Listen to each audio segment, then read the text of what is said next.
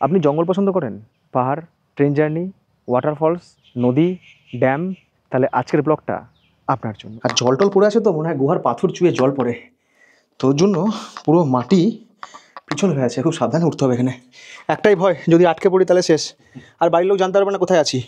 সুন্দা, আমি আগে উঠে আপনার ক্যামেরা ধরছি। হ্যাঁ, অন্ধকার, বৃষ্টি পড়ছে, কোথাও একটা যদি পাথর বাই চান্স ধরে যায়, মোবাইলে নেটওয়ার্ক নেই, কেউ জানতেও পারবে না যে আমরা এখানে ঢুকে আর কি পড়ে আছি। জয় শ্রীরাম। বিকেল অনেক আগেই ফুরিয়েছে, সন্ধ্যেও প্রায় হয়ে এসেছে। আলো আর আধারের গোধূলি লগ্নে কোলাব নদীকে একদিকে রেখে নির্জন পথ ধরে আমরা চলেছি কোরাপুট শহরের দিকে। সারাদিনের পরিশ্রমে শরীর বড্ড ক্লান্ত, মানসিক ইচ্ছের সঙ্গে শারীরিক শক্তি আজ তীব্র প্রতিবাদী। প্রতিবাদ এই শব্দটার নিচে একটু আন্ডারলাইন করলাম, মনে মনে হাসলাম। যদি 1947 সালের আগে এই সোশ্যাল মিডিয়া নামক জিনিসটা থাকতো, তাহলে ভারত ছাড়োর প্রতিবাদ হয়তো সোশ্যাল মিডিয়ার আলোচনা হয়েই থেকে যেত।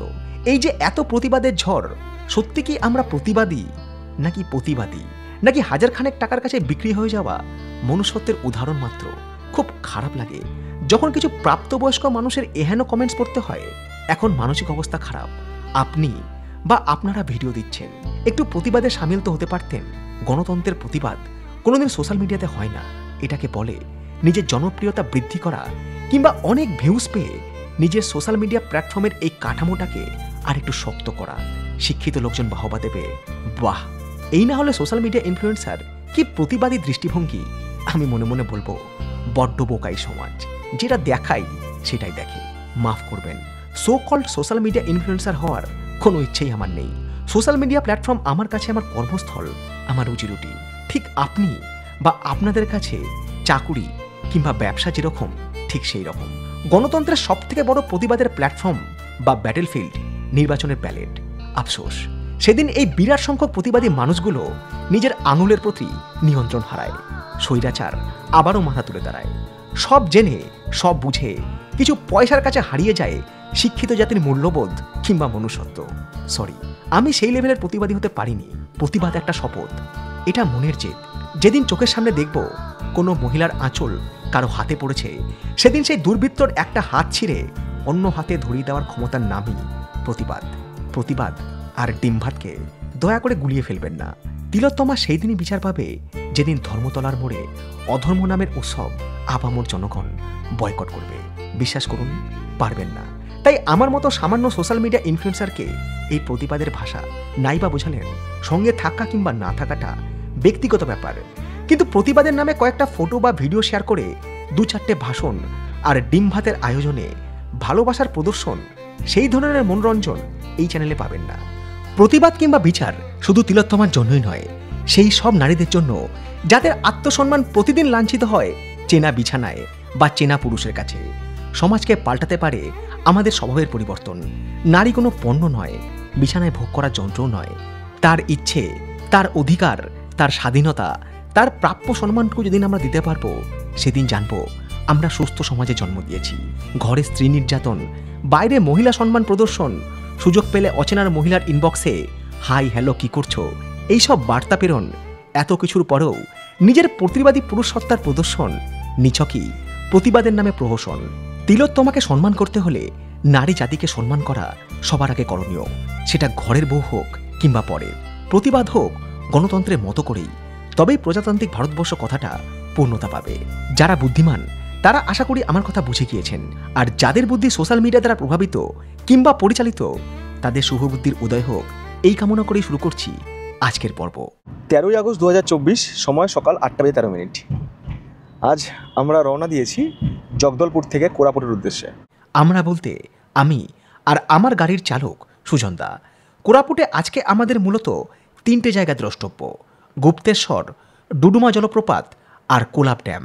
সেই সাথে আজকে রাত্রিবাস হবে কোরাপুট শহরে।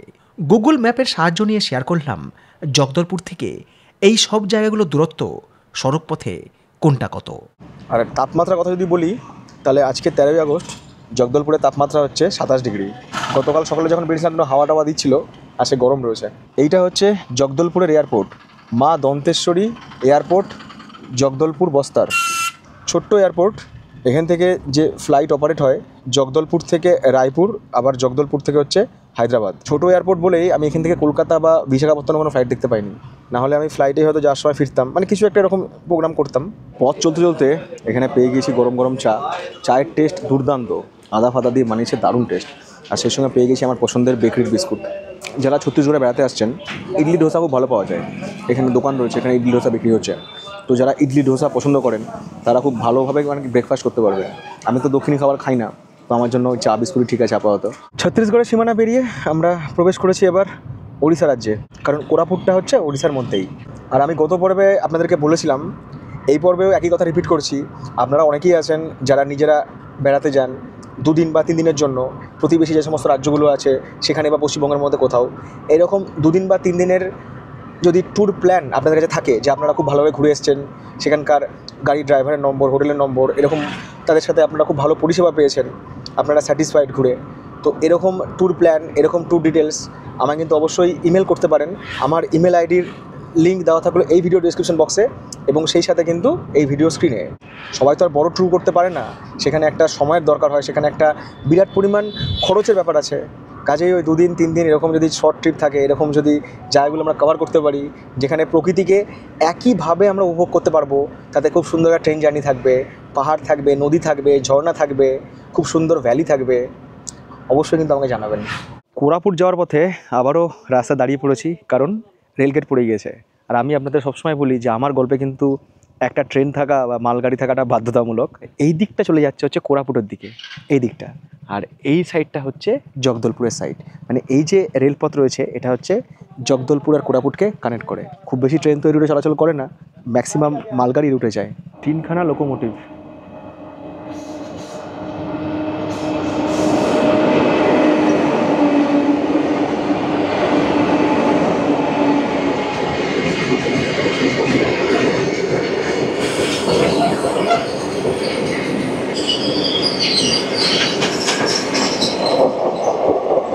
ছোটোবেলায় ইচ্ছা ছিল রেলগাড়ির চালক হব, যদি সেটাও না হতে পারি তাহলে অ্যাটলিস্ট গেটম্যান হব। দুটোর একটা হতে পারিনি, তাই আজও রেলগেটের এই পাড়ে দাঁড়িয়ে আছি। জগদলপুর থেকে গুপ্তেশ্বর হচ্ছে 140 কিলোমিটার, অনেকটা রাস্তা। মানে আজকে আমাদের সারাদিনে যে প্রোগ্রাম, তাতে আমরা কত কিলোমিটার ঘুরবো সুজনদা সব মিলিয়ে? সব মিলিয়ে মোটামুটি 450 কিলোমিটার। সব মিলিয়ে মোটামুটি 450 কিলোমিটার। তার মানে একটা পুরো দিনের প্রোগ্রাম।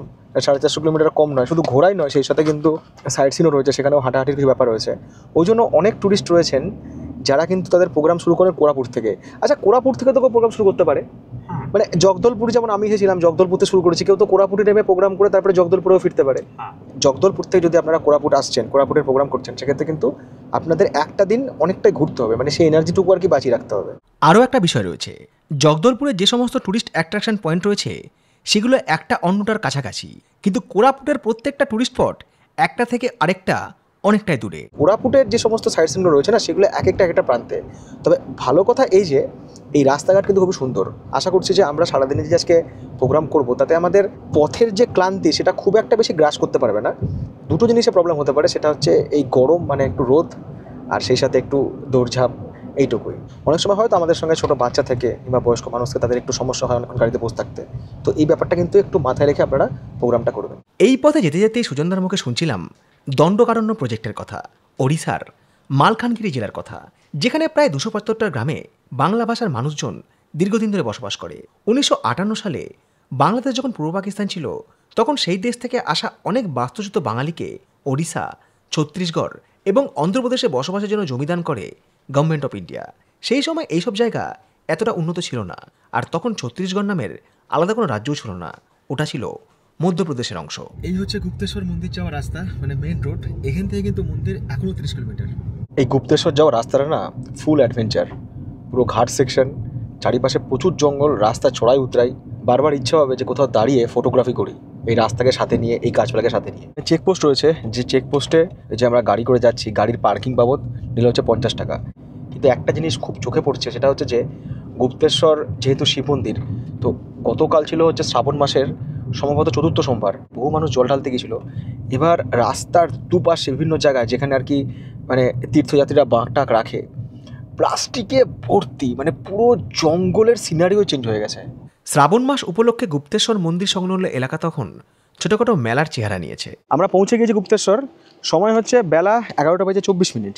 আমাদের গাড়ি অনেকটা আগেই রাখতে হলো, কারণ আগে গাড়ি যেতে দিচ্ছে না। জমজমার জায়গা, মেলার মতো পরিবেশ, যেহেতু শ্রাবণ মাস চলছে, তো এখানে অনেক পুণ্যার্থীরা আসে, যেটা আমি একটু আগেও বলছিলাম। দোকানপাট সেজন্য আর কি প্রচুর রয়েছে এখানে, মানে টেম্পোরারি দোকানপাট যাকে বলে, ওই মেলা টাইপের একটা আয়োজন করা হয়েছে। তো এখানে হোটেল টোটেল রয়েছে, তো সেখানে আর কি গাড়ি রেখে দিলাম আমরা। আর সঙ্গে ক্যামেরা, ড্রোন সবই নিয়েছি, ওই জন্য বড় ব্যাগটা নিলাম। হাঁটতে হবে খানিকটা এখান থেকে, 12 মাসই এখানে আর কি ভিড় থাকে, লোকজন আসে। এই জায়গাটায় সব গাড়ি আটকে দিয়েছে, এই জায়গাটুকু আমাদের হেঁটেই পার করতে হবে। গাড়ি করে একটু আগে যেতে পারলে ভালো হতো, হাঁটতে কম হতো, বাট তার আজ উপায় নেই। চলে এসেছি প্রায় মন্দিরের দোরগোড়ায়। আর এই দোরগোড়া থেকে মন্দির পর্যন্ত, মানে গুপ্তেশ্বরের মন্দির পর্যন্ত 232টা সিঁড়ি আমাকে পার করতে হবে। জুতো বাইরে রেখে দিলাম, আমাদের সুজনদাকে বললাম, সুজনদা আপনি তো আছেন, একটু দেখে নিন। আর আমার যে পিঠের ব্যাগটা সুজনদাকে দিয়ে দিলাম, কারণ শুধু মন্দিরই নয়, মন্দিরের আশেপাশে অনেক ন্যাচারাল বিউটি আছে, সেটা পরে দেখাবো আপনাদেরকে। আগে চলুন এই 232টা সিঁড়ি অতিক্রম করে গুপ্তেশ্বরকে দর্শন করি। এখন ঘড়িতে সময় হচ্ছে বেলা 11:36। দেখা যাক 232টা সিঁড়ি উঠতে আমার কত সময় লাগে। হর হর মহাদেবের নাম নিয়ে শুরু হোক আমাদের পথ চলা। সিঁড়িগুলো এমন কিছু খাড়া নয়, সিঁড়িগুলো খুব নর্মাল সিঁড়ি, কিন্তু উঠতে হবে। গুপ্তেশ্বরের এই গুহা মন্দির একটি চুনা পাথরের গুহা বা লাইমস্টোন কেভ। এর প্রধান আকর্ষণ হল বিরাট আকৃতির শিবলিঙ্গ, মনে করা হয় যা দিনের পর দিন একটু একটু করে আকারে বৃদ্ধি পাচ্ছে। গুপ্তেশ্বরের এই গুহা মন্দির অনেক প্রাচীন। মনে করা হয় ত্রেতা যুগে শ্রীরামচন্দ্র এই গুহা আবিষ্কার করেছিলেন। পরবর্তী সময়ে মহারাজা বীর বিক্রম দেবের শাসনকালে এই গুহাটি পুনরায় আবিষ্কৃত হয়েছিল। এখানকার রাস্তা কিছুটা এরকমই, হামাগুড়ি দিয়ে যেতে হবে।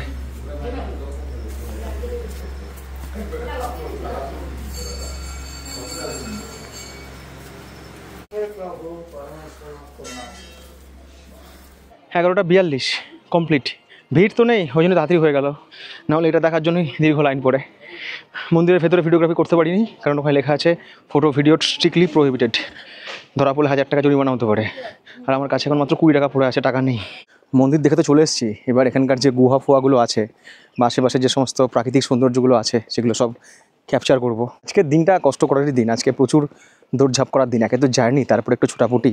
স্বর্গদ্বার কেভ, দেখি কেভে কি রয়েছে। মেঘালয় ট্রিপ করার সময় মসমাই কেভ সহ বেশ কিছু কেভ বা গুহাতে অ্যাডভেঞ্চারের অভিজ্ঞতা ছিল, কিন্তু ওড়িশার এই স্বর্গদ্বার গুহা সব অভিজ্ঞতাকেই ছাড়িয়ে গেল। বলা ভালো যেন মৃত্যুর মুখ থেকে ফিরে এলাম। কেন এই কথা বলছি, এর পরবর্তী কয়েক মিনিট দেখুন সেই রুদ্ধশ্বাস মুহূর্ত। এখানে খালি পায়ে আসতে হবে, কারণ জুতো মোজা সব বাইরে ছাড়তে হবে। স্যাঁতস্যাঁতে ভিজে মাটি, পাথরও রয়েছে তার সাথে, ফুল অ্যাডভেঞ্চার।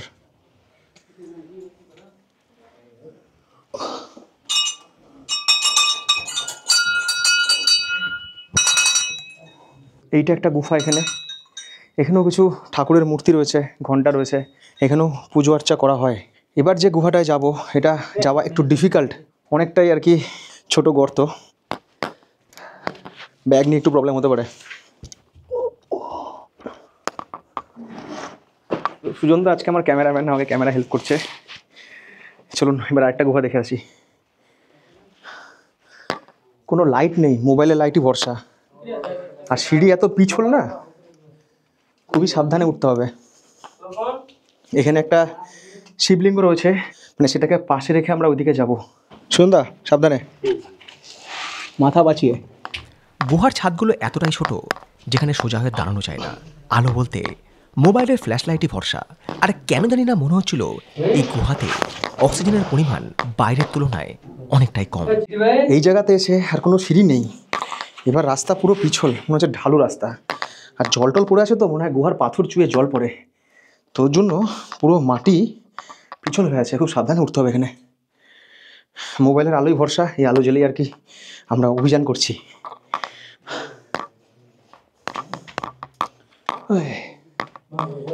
প্রচণ্ড পা পিছলেচ্ছে, প্রচণ্ড।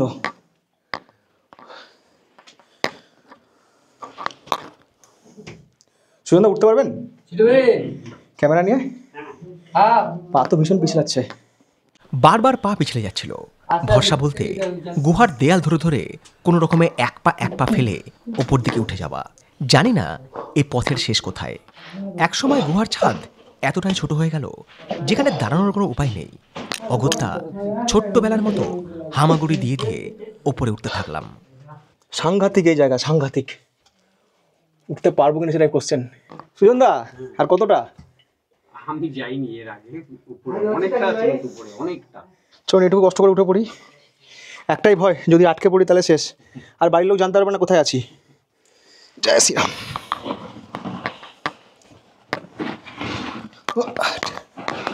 বাড়ির লোক এজন্যই জানতে পারবে না কারণ এই গুহা চত্বরের আশেপাশে কোনো মোবাইল নেটওয়ার্ক নেই এবং আমরা ঠিক কতজন কোন সময় গুহায় প্রবেশ করেছি তারও কোনো এন্ট্রি টাইম বা এক্সিটের রেকর্ড নেই।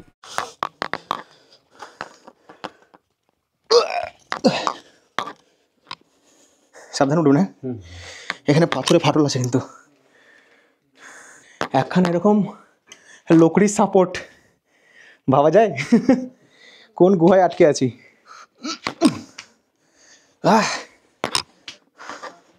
আমার ওই মশমাই গুহার কথা মনে পড়ে যাচ্ছে। এখানে শুধু পা রাখা জায়গাটুকুই আছে, আর কিছু নেই। একটা সময় এমনও হলো না পারছি সোজা হয়ে দাঁড়াতে, না পারছি হামাগুড়ি দিয়ে ওপরে উঠতে, না পারছি কোনো রকম কোনো সাপোর্ট। ঠিক কোন জায়গায় হাতে সাপোর্ট রেখে বা পাথরের কোন খাজে পা রেখে ওপরে উঠব এটাই ছিল সব থেকে বড় কনফিউশন। বাবা, এর মধ্যে চামচিকেও আছে আবার, সাংঘাতিক ব্যাপার তো।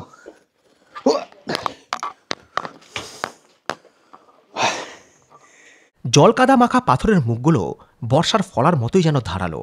মনের জোর হারিয়ে আর সামনে না গিয়ে পেছনে যে ফিরে চলে আসবো তার উপায় নেই, কারণ এই পিচ্ছল পাথুরে পথে কষ্ট করে ওঠা হয়তো সহজ, কিন্তু নেমে আসা ততটাই কঠিন। এখানে একটা মই করা রয়েছে, মই তো ভেঙে গিয়েছে।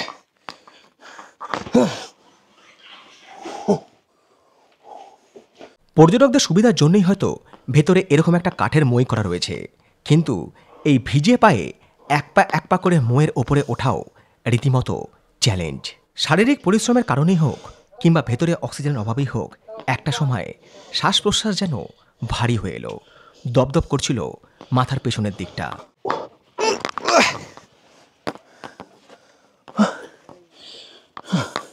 একটা সময় পাথরের ফাঁক দিয়ে বাইরের জগৎ দেখতে পেলাম, অনুভব করলাম যেন নবজন্ম হলো। একটু শ্বাসকষ্ট হচ্ছে, ঠিক আছে, ইতনা হাম অ্যাডজাস্ট কর লেঙ্গে। আমার আগে দু একজন পর্যটক ছিল, তাদেরই হাতে এবার ক্যামেরা ধরার দায়িত্বটা দিলাম।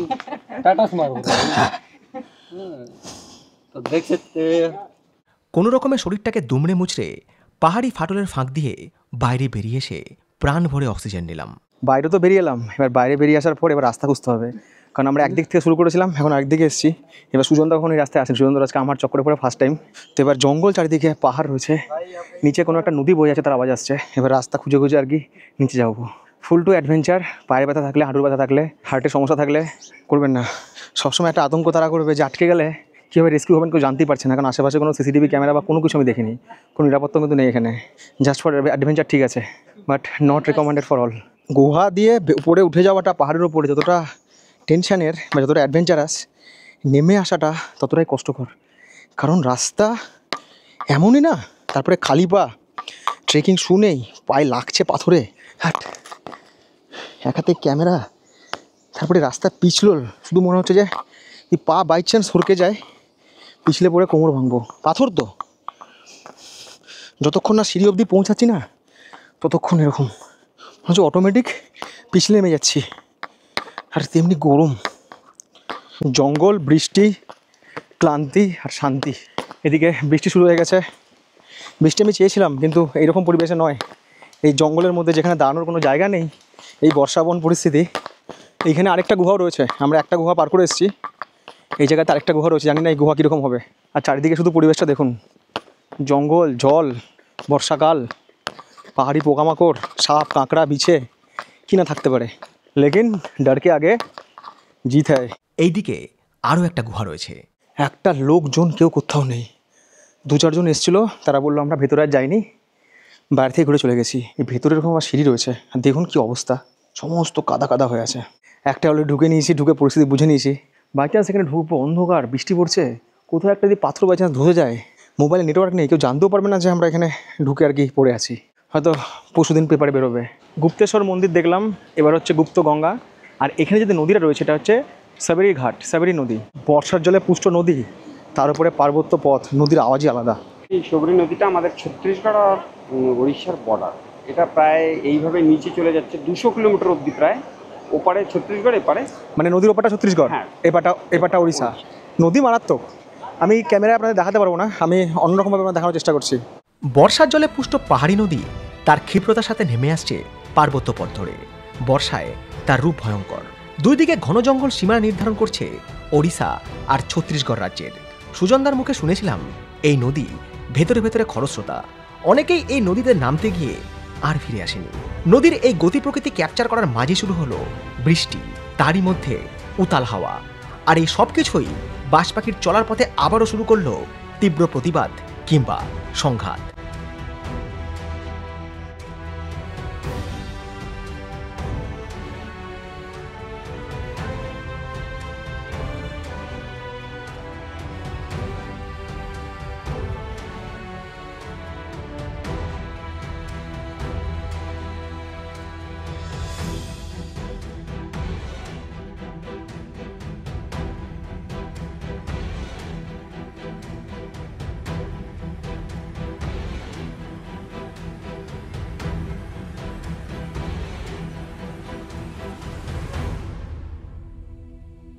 যাহা ড্রোন উড়িয়েছি তেমনি বৃষ্টি, পুরা বৃষ্টিতে ড্রোন ভিজে একাকার। আমি তাড়াহুড়ো করে নামাচ্ছি, আমি ভিজছি, আরসি ভিজছে, ড্রোন ভিজছে। আর ড্রোন তো আর ওয়াটারপ্রুফ নয়, এবার একে ভালো করে মুছতে হবে। যদি একটা পার্টস বিগড়ে যায়, শর্ট সার্কিট হয়ে যায়, আর উপরে গিয়ে যদি কোনো মোটর ফেলিওর হয়ে যায়, তাহলে ড্রোন আর ল্যান্ড করবে না, সোজা উপরে চলে যাবে। ঘেমে আর বৃষ্টিতে পুরো স্নান করে গিয়েছি। আর এবার আমাদের গন্তব্য হচ্ছে ডুডুমা, না? হ্যাঁ ডুডুমা হচ্ছে এখান থেকে প্রায় 100 কিলোমিটার। মাঝে আমাদের আবার লাঞ্চ করতে হবে। গুপ্তেশ্বর থেকে ডুডুমা যাওয়ার পথে আবারও দাঁড়িয়ে পড়লাম একটা জাংশন পয়েন্টে। এরও একটা সঙ্গত কারণ ছিল। চলার পথে আমরা একটা অদ্ভুত জায়গায় দাঁড়িয়েছি। এই জায়গাটার নাম হচ্ছে কোটা জংশন। প্রাকৃতিক সৌন্দর্য যদি কথা আপনাদেরকে বলি, তাহলে দেখুন, এইদিকে রয়েছে প্রচুর পাহাড়, ওইদিকে রয়েছে পাহাড়, চারিদিকে জায়গাটা পাহাড়ে ঘেরা। আর এই পাহাড়ে ঘেরা জায়গার মাঝখানে একটা জাংশন রয়েছে, জাংশন পয়েন্ট, যেখান থেকে একটা রাস্তা এইদিকে যাচ্ছে, একটা রাস্তা ধরে আমরা এলাম, আবারও আরেকটা রাস্তা এইদিকে যাচ্ছে, মানে ভিন্ন রাস্তা ভিন্ন দিকে যাচ্ছে। এইরকম দুটো গাছ রয়েছে, গাছের নিচে বসার জায়গা, একটা হনুমান মন্দির রয়েছে, আর এখানে চারিদিকে প্রচুর ভুট্টা ফলসব দেখতে যাচ্ছে।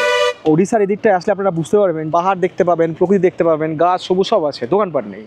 মাঝখানে কোনো একটা জায়গায় এসে দেখবেন একটু ওই গঞ্জ মতো রয়েছে, যেখানে দোকানপাট রয়েছে, কিছু ঘরবাড়ি রয়েছে, দোকানিরা নানারকম জিনিসপত্র বিক্রি করছে। তা যারা এই দীর্ঘ পথ অতিক্রম করে না, তারা এই জায়গাটা এসে দাঁড়ায়, এখানে দাঁড়িয়ে আর কি টুকটাক খাওয়া দাওয়া করে। তো আমার এখানে এসে খুব ইচ্ছে হলো যে ভুট্টা খাবো। আপনারা কারা কারা ভুট্টা খেতে পছন্দ করেন প্লিজ কমেন্টস করে জানাবেন। তো তখন আমি দেখে এখানে ভুট্টার দাম কত হতে পারে। এগুলো হচ্ছে সুইট কর্ন, মানে মিষ্টি ভুট্টা, বাট আমি মিষ্টি ভুট্টা খাবো না, আমি নর্মাল ভুট্টা খাবো। এগুলো বলছে 10 টাকা করে, ঠিকই আছে দাম। এখানে তরমুজ রয়েছে, আনারস রয়েছে, শসা রয়েছে, নানা রকম ফল টল বিক্রি হচ্ছে। জায়গাটা সত্যি সুন্দর, মানে এখানে দাঁড়িয়ে টুকটাক ফল টল খেলে মানে আমাদের যাত্রাপথে একটা ভালো ফলাফল মিলতে পারে। এখানে একটা জনপদ রয়েছে, এই জায়গার নাম হচ্ছে লামতাপুট। এই লামতাপুট থেকে ডুডুমা ওয়াটারফলস প্রায় এখনও 27 কিলোমিটার। মাঝে পড়বে হচ্ছে একটা রিসর্ট, যেখানে আমরা আজকে খাওয়া দাওয়া করবো। তারপরে আমরা দেখতে পাবো হচ্ছে ডুডুমা। এখানে গ্রামের মধ্যে দেখুন কীরকম হাট বসেছে। হাট শব্দটার সাথে শহরের লোকেরা হয়তো খুব একটা পরিচিত নন, কিন্তু যারা গ্রামের মানুষ বা যারা গ্রাম থেকে শহরে এসেছেন তারা হয়তো পরিচিত। সপ্তাহের একটা নির্দিষ্ট দিনে নির্দিষ্ট জায়গায় হাট বসে, সেখানে দূর দূরান্ত থেকে গ্রামের মানুষ কি জিনিসপত্র বিক্রি করতে আসে, কেনাকাটা করতে আসে। সেই সপ্তাহে একদিনের জন্য অপেক্ষা, সেখান থেকে সবাই সব কিছু কিনে নিয়ে যায়। আগে তো সব গরুর গাড়ি করে আসতো হাটে জিনিসপত্র বেচাকেনা করতে, গরুর গাড়ি করে ফিরে যেত। এখন তার গরুর গাড়ি দেখাই যায় না, এখন সব রেয়ার। এখন দেখা যায় ওগুলো, সেটা হচ্ছে দুর্গাপুজোর বা কালী পুজোর বা সরস্বতী পুজোর যে পুজো মণ্ডপের যে থিম, সেসব জায়গায় দেখা যায়। বাস্তবে এখন আর কোথায় পাওয়া যায়? হয়তো পাওয়া যায় দূরবর্তী কোনো গ্রামে, এখন হয়তো গরুর গাড়ি চলে। এরকম মুহূর্ত যে কবে পাবো, এরকম একটা ভ্লগ শ্যুট করতে পারবো।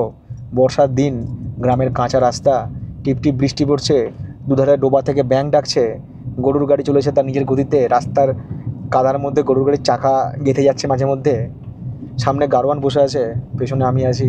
একটা সন্ধেবেলা, ভূতের ভয়, ঝিঝি পোকার ডাক, গা ছমছমে পরিবেশ, আলাদাই ভাই, আলাদাই। গ্রামের পরিবেশ, গ্রামের জীবনযাত্রা, সেই ফেলে আসা দিন, এগুলো সত্যি অন্যরকম। ডুডুমা যাওয়ার পথে রাস্তার একদিকেই রয়েছে দেশিয়া টুরিস্ট কটেজ। এখানে আমার আসার কথা ছিলই না, কিন্তু এখানে একজন গেস্ট রয়েছে, সে আবার সুজনদার সাথে যাবে কোথাও, কথা হচ্ছিল। তখনই কথা হলো যে এখানে হোটেল অতটা পাওয়া যায় না, ভালো নেই। তো রিসর্টে আমি তখন বললাম তাহলে একটু ম্যানেজারের সাথে কথা বলুন, নাম্বারটা নিন, যেখানে খাওয়া দাওয়ার ব্যবস্থা যদি করে নেওয়া যায় দুপুরবেলায়। তো সুজনদা ম্যানেজারের নাম্বার নিল, দিয়ে আমি কথা বললাম। সব মাটির বাড়ি আর এরকম চাল রয়েছে, এখানে মনে হয় খাওয়া দাওয়ার সব আয়োজন করা হবে, ব্যবস্থা করা হবে। কাঠ নিয়ে এসে কাঠের জালে এখানে রান্নাবান্না হয়। আর এই দিকটায় পুরো জঙ্গল, আর এই সোজা চলে গেছে একটা এরকম আঁকা বাঁকা পথ। জঙ্গলের মধ্যে দিয়ে এই পথগুলো না খুব স্পষ্ট বোঝা যায়। বর্ষাকালে যেহেতু গাছপালা বেড়ে যায়, ঘাস টাস গুলো বেড়ে যায় সেহেতু তখন এই পথগুলো প্রায় অস্পষ্ট হয়ে যায়। কি একটা অদ্ভুত পাখি ডাকছে, ঐন্দ্রিলা হলে বলতে পারতো পাখির নাম। কত বড় উইয়ের ঢিবি। এই জঙ্গলে সাপটাপ থাকা অস্বাভাবিক কিছু নয়, ডেফিনেটলি আছে। চাইলে এই ইকো রিসর্টেও রাত্রিবাস করা যায়। এদের ওয়েবসাইটের লিঙ্ক এবং যোগাযোগের নম্বর দিয়ে রাখলাম এই ভিডিওর ডিসক্রিপশন বক্সে। আমি কোনো লজ বা রিসর্টের প্রমোশন করছি না এখানে, কিন্তু রিসর্ট নিজেকে প্রমোট করছে, মানে এত সুন্দর।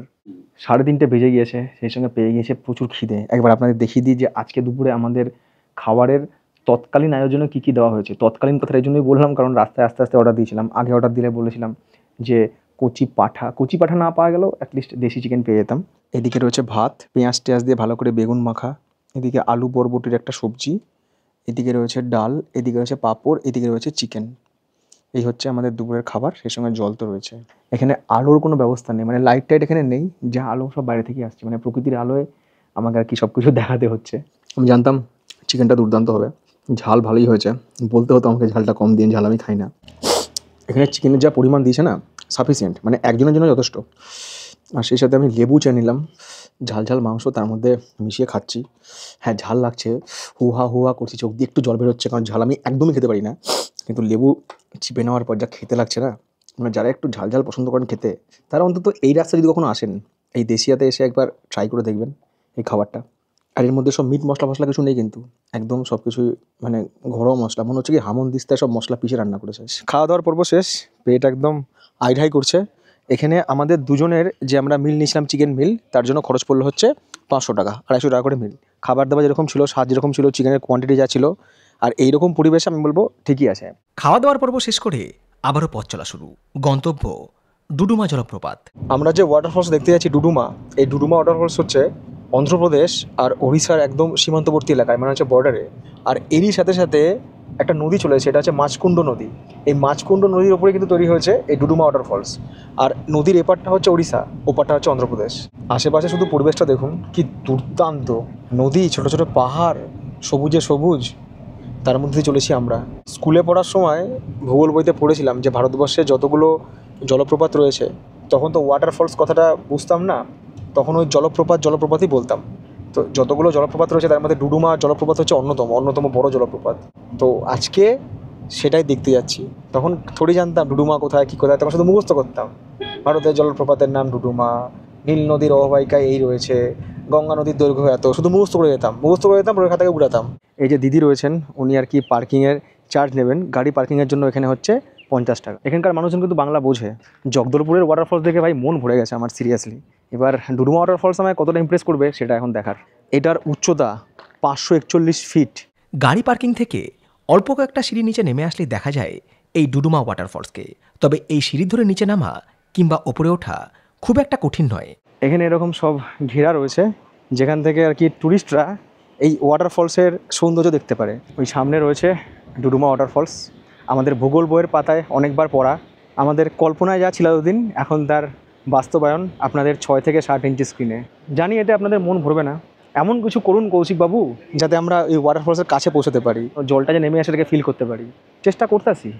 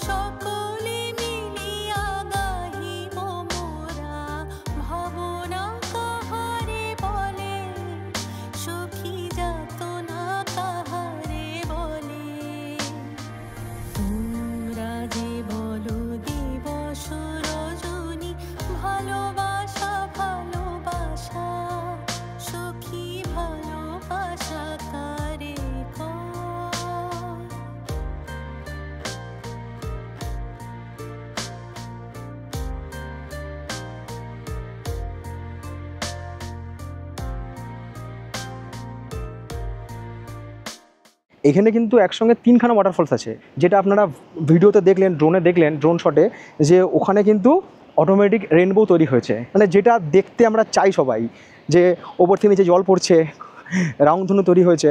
কথাটা রংধনু না রামধনু, অনেকে বলে রামধনু, আমিও ছোটবেলা বলতাম রামধনু, কিন্তু পরবর্তীকালে আমি দেখলাম ওটা রামধনু নয়, কথাটা হচ্ছে রংধনু। তো আপনারাই বলবেন যে কোনটা ঠিক, রামধনু না রংধনু। আমি শুধু বলবো যে ওই যে ওয়াটারফলস একটা কোনায় লুকিয়ে রয়েছে, যেটা আপনারা ড্রোন ক্যামেরায় দেখলেন, তো ওইটাই কিন্তু সবথেকে সুন্দর ওয়াটারফলস এখানে। আর ওর যে জলটা উপর থেকে নিচে পড়ছে, যে মাছকুণ্ড নদী, এবং যেখানে জলটা পড়ছে, যে জায়গাতে পড়ছে, ওখানে কিন্তু রংধনু বা রামধনু বা রেনবো তৈরি হয়েছে।